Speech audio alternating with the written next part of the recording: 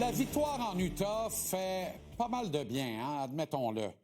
Mettons qu'en coller 2 de suite pour la première fois en novembre, c'était pas nécessairement trop demandé aux garçons de Martin Saint-Louis. Quand le Canadien gagne, le peuple est heureux et se tait.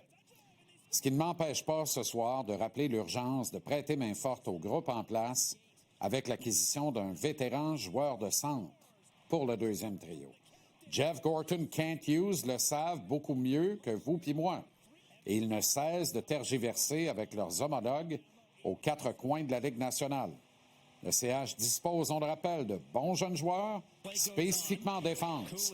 Ils ont de l'argent dans les poches et des choix de repêchage. Ils ont ce qu'il faut pour combler un vendeur déçu du rendement de son club.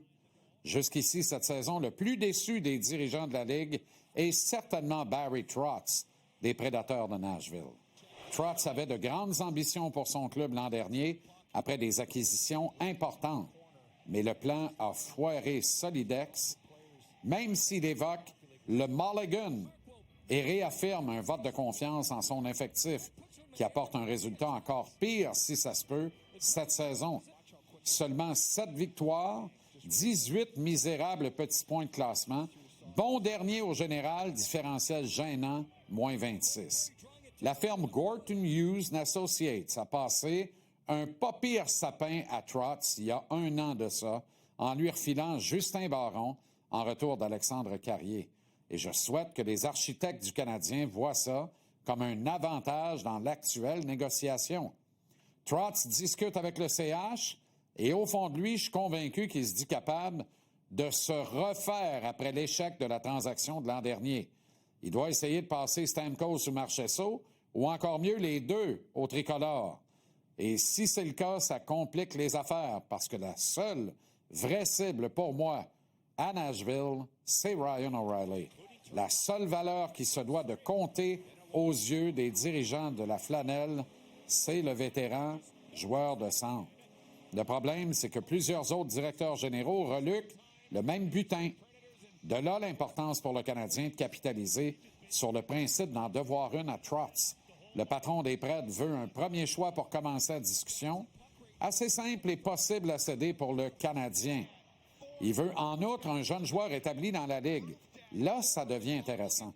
Surtout si le bon vieux Barry se dit presque que ce joueur soit un défenseur. Montréal peut orienter la discussion vers quelques possibilités. Arbor Xhekaj en est assurément une. Jayden Struble et tout. Le rappel et l'insertion d'Adam Ekstrom dans l'alignement hier en Utah est tout sauf une récompense pour son excellent début de saison à Laval. Mais rappelez-vous que Trotz veut faire une bonne affaire. Soyons pas surpris d'apprendre un jour que Caden Goulet a fait partie des discussions. Rendu là, David Reinbacher doit aussi alimenter la négociation, mais dans une moindre mesure, puisque sans aucune expérience dans le show, et très, voire trop souvent, blessé. Montréal doit réussir à fermer un deal tout en respectant son grand plan. Le choix de premier tour est parfait en ce sens. Si Trotz accepte le shérif Xhekaj, l'affaire serait probablement trop simple et parfaite. Je me répète, Barry Trotz veut faire une pause et le Canadien peut devancer toute concurrence en surpayant légèrement, question de donner raison au patron des Prédateurs. Reinbacher et Goulet sont des défenseurs top 4 de la LNH, un acquis, l'autre en devenir. Reinbacher, 5e choix total en 2023, se doit d'en être un et on croit qu'en santé, il peut en être un. Le Canadien veut gagner la Coupe Stanley d'ici 5 ans. Peut-il raisonnablement croire le faire avec la moitié de son top 4 qui est incapable de jouer une saison complète? Ce serait être gambler, ce que ne sont pas ni Gorton ni Hughes. Le duo pragmatique risque d'orienter la chose de manière plus cartésienne. Mike Matheson veut se retirer dans le chandail du Canadien. Bon vétéran, il risque d'accepter beaucoup moins d'argent pour rester ici. Matheson est gaucher comme Goulet, alors que Reinbacher est droitier, ce que le Canadien possède moins dans son pipeline. Reinbacher est un enfant de la gouverne actuelle. Goulet, un produit de l'ère Bergevin. Argument non négligeable. Échanger le 5e choix total de 2023 serait en outre un vœu d'échec de recrutement étonnant de la part de Gorton Hughes. Alors, il reste à essayer de ne payer que Caden Goulet pour les services de Ryan O'Reilly.